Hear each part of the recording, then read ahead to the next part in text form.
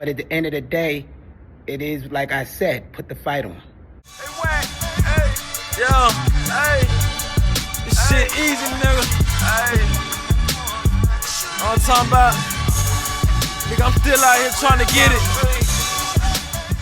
Contender Regime Boxing, checking back in with y'all, man. What's good? So I wanted to pose a question to y'all because I think it's an interesting question, all things considered, with the fight that's coming up on November 22nd, a huge card. Devin Haney and David Benavidez headlining the card. David Benavidez fighting Anthony Yarde. Devin the Dream Haney is going up to welterweight for the first time, challenging the number one fighter in the division, Brian Norman Jr., who's been on a tear for his title. So this would be Devin Haney's opportunity at a third belt in a third division. And Bill Haney mentioned something that was interesting. This will be three, if he can win, it'll be 3 championships on 3 different continents. Ain't that shit kind of crazy? He beat George Kambosos in Australia. Of course, he won his 135 WBC title here in America. And then this fight will be over in Saudi Arabia.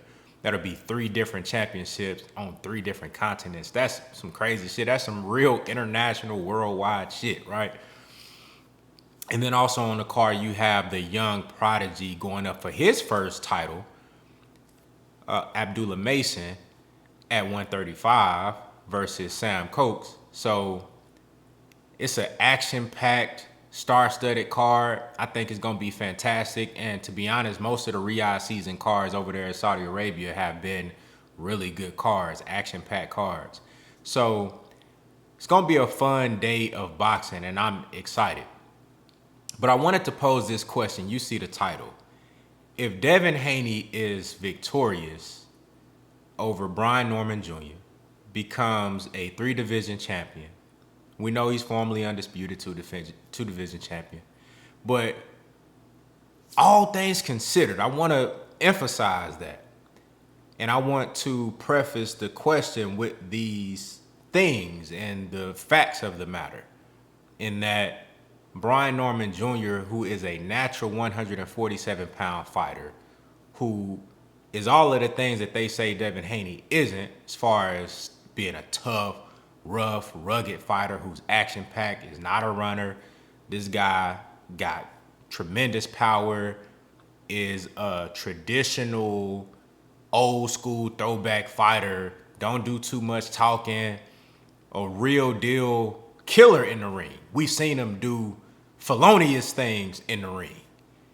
And though this is the biggest name and the biggest guy that he would have fought thus far in his career versus Devin Haney, all of the things that we've seen on film are valid, right? And so he's all of these things that people say Devin Haney is not. And again, he's a bigger guy. They said Devin Haney was a weight bully. This is a bigger guy in another weight class.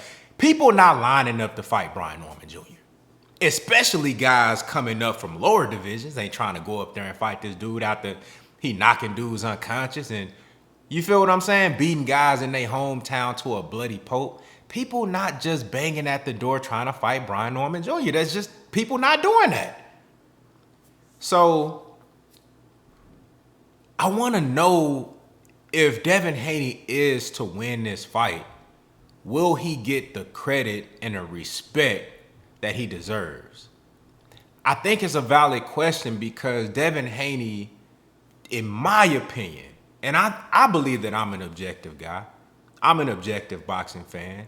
Yes, I have my favorites and people who I favor, and I like their style more. I like what they bring to the fight game inside the ring and how they carry themselves outside of the ring.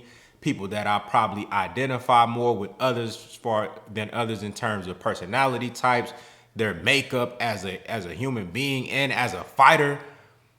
We all have that as fans. That's just the normal order of things as human beings, right?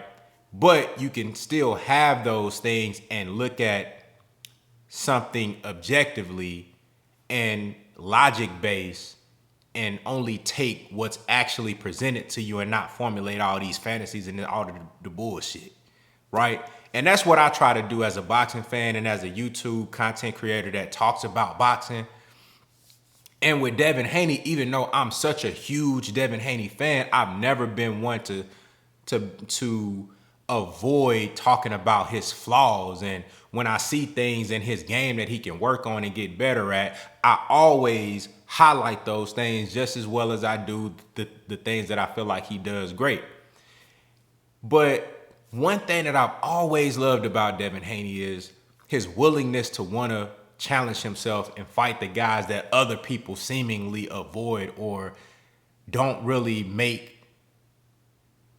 open and aggressive efforts to fight. I seen Devin Haney aggressively try to go after Lomachenko when your favorite fighter or other people's favorite fighter didn't want nothing to do with Loma, right? I seen when these fighters, handlers would get on the mic and say, no, we ain't talking about Loma. Don't bring him up. We ain't talking about him right now.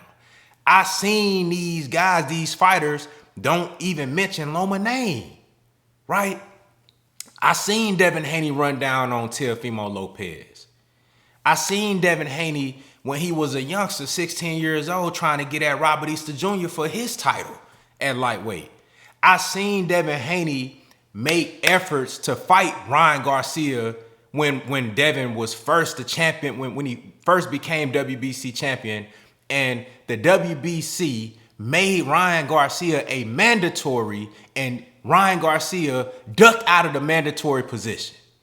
I seen this shit. There's countless other situations, even in the moment where Ryan Garcia didn't want to fight Devin Haney. Jojo Diaz on Twitter, Devin Haney was like, shit, well, let me go get Jojo. And he started aggressively going after Jojo. Jojo tried to duck out of the fight with Devin Haney until he got pressured into taking a fight.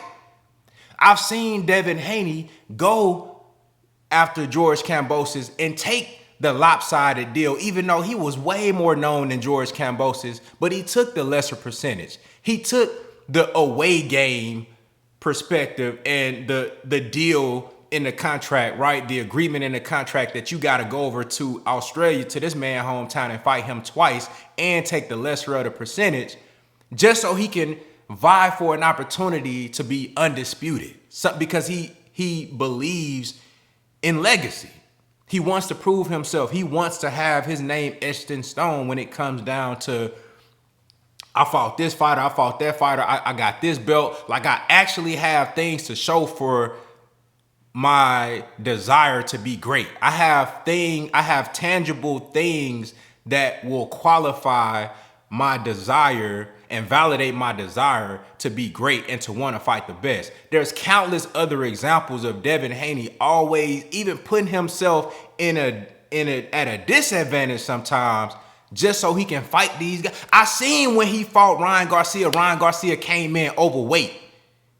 And Devin Haney could have easily said, let me bring up Arnold Barboza and fight him instead. Arnold Barboza was undefeated. That would have been they could have easily justified that fight. All right, Ryan, you missed weight by 4 pounds. Hey, look, let's bring up Arnold Barboza. And Barboza, because Ryan was acting all crazy, Barboza was like, hey, shit, if Ryan can't make the fight, I'm ready.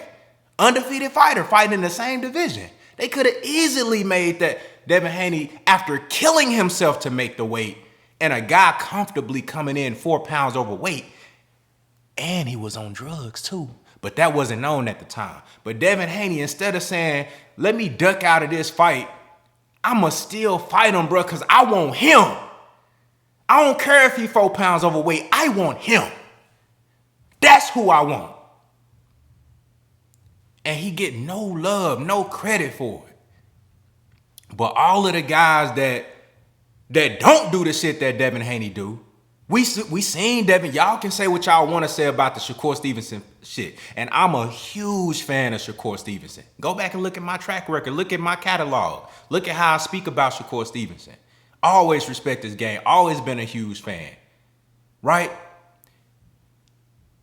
y'all can say what y'all want, but Devin Haney offered Shakur Stevenson a contract. Even if Shakur Stevenson didn't agree with the terms, he didn't like what was in the contract, he was offered a contract. And it was based off of the technicalities and the title, the dynamic between champion and challenger with the 25% and 75%, it was rightful. It was a valid offer. Now, realistically looking at both fighters and the things that they bring to the table, you will say this shit should be more 50-50 because neither one of y'all are like super box office stars. It shit should be 50-50 or 65, you know what I'm saying? It's 65-35. You feel what I'm saying? It should be something like that. But it was based off of the technical understanding of champion versus challenger dynamic. It was a valid offer. Shakur Stevenson and his team, they didn't want that offer. That don't mean they didn't want to fight. They didn't want the offer. Just like when Jerron Boots Ennis offered what he offered to Brian Norman Jr., I thought that was a rightful offer. He should have took the shit. But they felt like they were worth more. The point I'm making is that I never seen Tank Davis offer Shakur Stevenson nothing.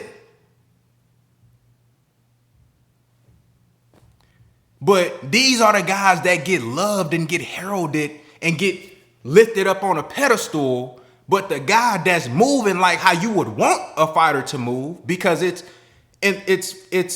for the betterment of the boxing fan, for all the fighters to move like Devin Haney, because that means everybody gonna be fighting, right? It behooves us as boxing fans if the majority of fighters behaved as far as the energy and temperature when it comes to wanting to make fights versus the best competition. If the majority of fighters behave like Devin Haney, boxing would be in a better place. But that guy gets hated. He don't get the love. Even when he take unnecessary risks that he don't even have to be doing, bro. He don't got to go fight Brian Norman Jr., but he doing it because he want to challenge himself. He want to see what he can do. He want to put himself in a position to have to overcome. Even coming off of his last performance where he took the most punishment he ever took in his career versus a steroid-riddled Ryan Garcia who came in strategically overweight. He didn't get no love for even finishing the fight. Keep in mind, Devin Haney didn't get stopped in that fight. He finished the fight. So my question is, if Devin Haney goes up to 147 and he beats Brian Norman Jr., will he get the credit and respect that he deserved? To be honest with you, the way these boxing fans move and the way just the industry is and the boxing community, honestly, I don't think so. It's going to be some real people who let go of their biases and their disdain, their, indignation towards Bill Haney and the Haney family and anybody that rivals their favorite fighter, right? It's gonna be some people that let that bullshit go, but largely, I think it's still gonna be a whole lot of pussy shit going on. That's one of the reasons why motherfuckers, I don't really like, I can't be on here every day going live. I can't get on YouTube and go live every day and talk about what? Motherfuckers ducking? Fanboyism? You know what I'm saying? What's in this contract? What's in that contract? I can't get on here and go live every day and talk about bullshit because of the temperature of the community is trash. It's ass. And it's because of fans, largely because of fans like the ones who hate Devin Haney for no reason. You feel what I'm saying? Like you can if you don't like his father, and that we don't even got to go into that whole aspect of it, because a lot of you people got real personal trauma issues and reason why they hate Bill Haney and shit, right?